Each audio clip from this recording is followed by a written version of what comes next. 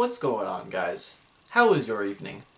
Mine has not been good, and the reason for that is because tonight I decided to watch the new Netflix Texas Chainsaw Massacre. I watched this out of morbid curiosity, which is something I do sometimes, but usually it doesn't lead anywhere super good. I'm usually hoping for some kind of so bad it's good experience, and it almost never is that if I've heard these really bad things about it, which I have for this movie. And watching this, all it really did was confirm everything I've heard about it, and ugh. But I was so fascinated by it, the very existence of this, that I was like, okay, I should review this. This will be a fun time. Hopefully I have more fun reviewing it than I had watching it, which isn't saying much. And again, like I said, I was hoping this would be like a so bad it's good experience, but I think it's really hard for franchise horror to really get into that category.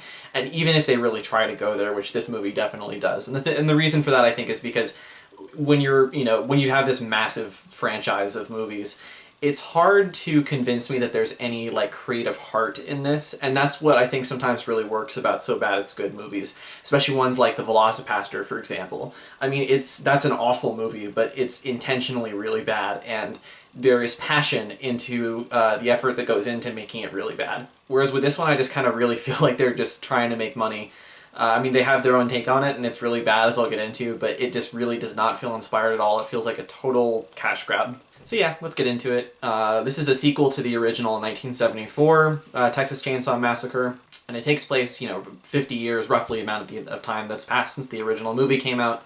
And it follows a group of teenagers going to this rural Texas town, and they're essentially going to this town to try and gentrify it.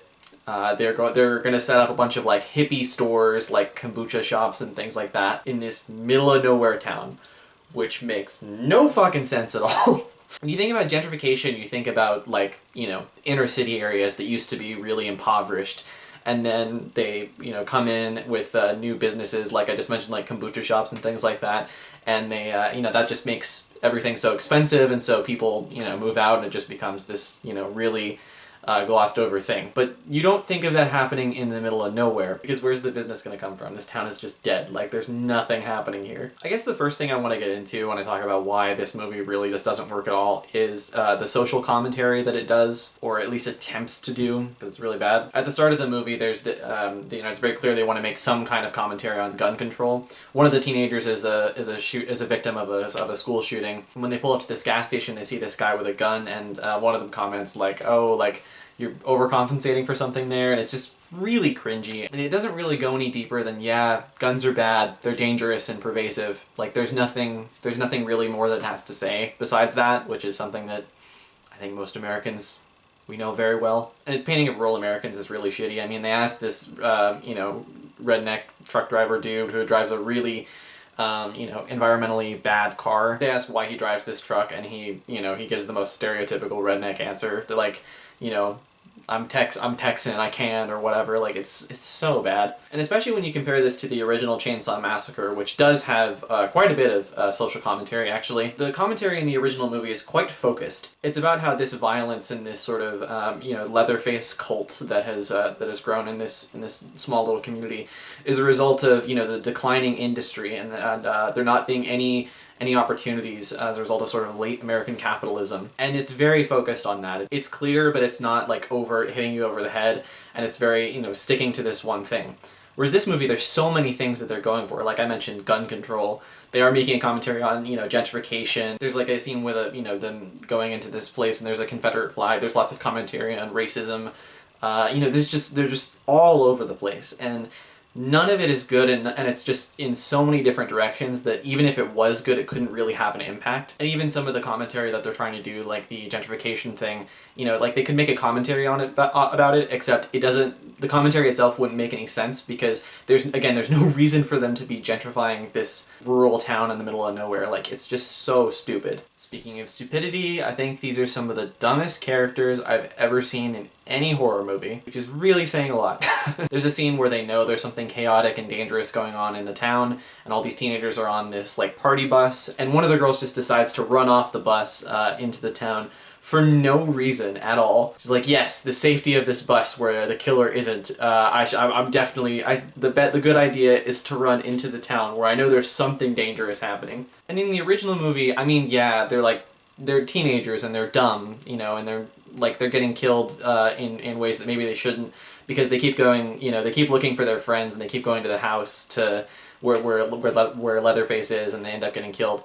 But I mean, there's at least a sense of desperation involved. There's a reason for them being so disoriented. I mean, you know, they're friends that keep disappearing left and right. They don't know what's going on. Where in this new one, there's absolutely no reason for them to be as dumb as they are.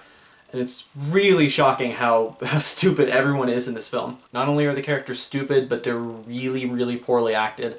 And I hate to say it, the only person who I thought was decent at times was the girl who was in 8th grade. I don't remember what the name of the actress is. But yeah, I mean, she's a good actress, I mean, as can be seen from that movie, but I mean, it's just that she doesn't have much to work with here, honestly, and everyone else in the film is so bad. Like, just to give you an example of some of the dialogue these actors have to work with, though, I mean, there's, like, one of the guys just is, like, introducing his friends and his fiancée, and he literally says, "This is my future wife." Where else have I heard that before? You are tearing me apart, Lisa! And it's not just, you know, the acting, it's also just the horror in the movie doesn't really work at all. The first actual, like, horror event where there's, you know, any sort of blood or scares going on, I mean, they're in this ambulance and it's just really, really poorly set up. There's no real build up to it, there's no kind of tension, it just sort of happens. And it's so cartoonish. Leatherface just grabs this guy's wrist and snaps it, just effortlessly, and then literally stabs the person in the neck with his own wrist bone. Yeah, and it's just so cartoonish, and I mean, it's not scary at all. I mean, you really just have to kind of laugh at it in a sad way. I feel like the people who made this movie really don't understand what's actually scary about Leatherface himself, especially from the original film. It's not just that he's this crazy guy who, you know, kills people and wears human skin on his face. There's this uncertainty about his past and this, you know, torment that he clearly is feeling.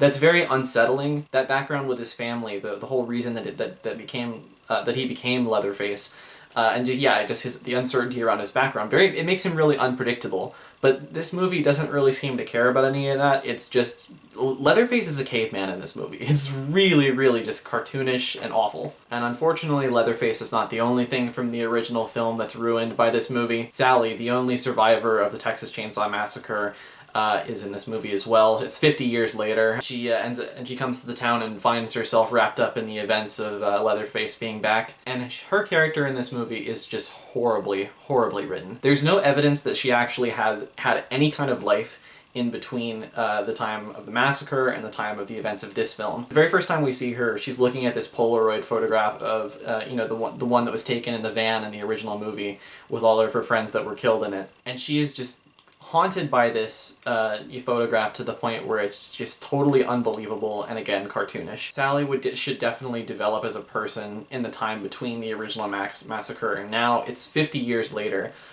Could there still be traumatic stress? Obviously, but I mean, it's so over the top and ridiculous that you just can't take it seriously at all. And, you know, bringing back characters from the original horror movie, this has been done better by other horror franchises, like recently when I reviewed Scream 5. The characters from the old Scream movies, you know, part of why that worked then is because they're in all of the movies. They're in, you know, 2, 3, and 4 as well.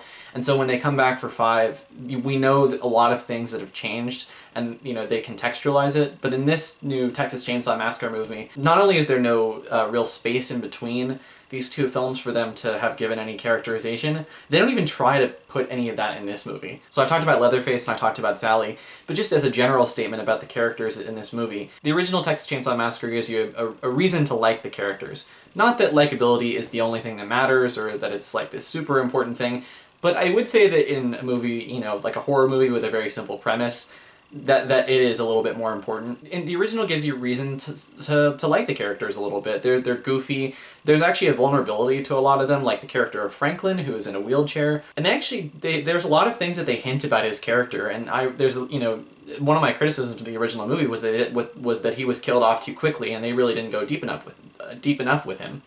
But in general, I mean, I feel like having that character and some of the other characters as well, I mean, there's a lot of reasons to connect to some of them, at least at a very basic level. The characters in this movie just suck. Like, I am actually kind of rooting for Leatherface when I watch this, which is, again, really saying something because I just hate how Leatherface was portrayed as well. Now, one last aspect I do want to touch on here is just kind of the tone of the movie in general. It's very campy, and that's not something I normally have a problem with. I love goofy movies. I think you can do a version of almost anything and make it campy, and it can be fun. But I think that anytime you do that, there should be a point to it. You know, even with something like, you know, that's not a great movie overall, but like is fun because of the campiness, like Batman and Robin, for example. I mean, you know, it's really over the top, but that's kind of the point. They want to kind of capture the cartoonish spirit of superhero movies. And you know, here it's super gory to the point where it's just and just the way it's done is so campy and over the top. But you know, it's interesting that they chose to do that given the source material. That, you know, they're going from this Texas Chainsaw Massacre, the original, which is, you know, the violence in that movie, it's not campy at all. It's very, you know, haunting. It's you know, you kind of feel as the audience like you're running from Leatherface yourself. And again, it's political. It's tied into the commentary of the movie where, you know, the violence is something that is a product of the decline of industry in this rural area. And that's how they sort of take it on, these strangers that come around to their area. And this movie really gave me no reason to see a point to any of the campiness. It's just kind of, hey, we want to do a campy take on Texas Chainsaw Massacre. And that might be fine just in itself. I still don't think it's the right, you know, way to approach this. But then it also is tonally muddled because there's, you know, all this like gun control and gentrification, you know, cancel culture to political commentary that they're trying to throw in there. And when you combine those two things, it just really, really doesn't work. Also, the ending sucks. Like, there's just no, like, you think, there's a moment where you think the movie's over, and then it continues, and I'm just like, oh my god, I cannot believe they did that. It was so pointless. And this movie has an after credits scene, which I don't know if I've talked about on this channel, but I hate after credits scenes so much. And at least if it's in a Marvel movie, I mean, I gotta, you know, sit through some cool special effects or something beforehand, get to see some superhero, you know, awesomeness. Not in this movie, and it is so pointless, and yeah, fuck you. So overall, again, I mean, I went into this kind of, you know, with low expectations, but I just didn't know how low I should actually have had to set the bar. If the minimum for rating this movie is half a star, this movie gets half a star. It is horrible. It is not just a bad movie to sit through, but it is an insult to the original Texas Chainsaw Massacre, which is actually quite a good film. I would suggest checking it out if you haven't. So yeah, that's my review for the new Texas Chainsaw Massacre. If you like this video, you can like the video down below and subscribe to the channel. I've got more content coming out soon, and I will see you guys in the next one. Peace.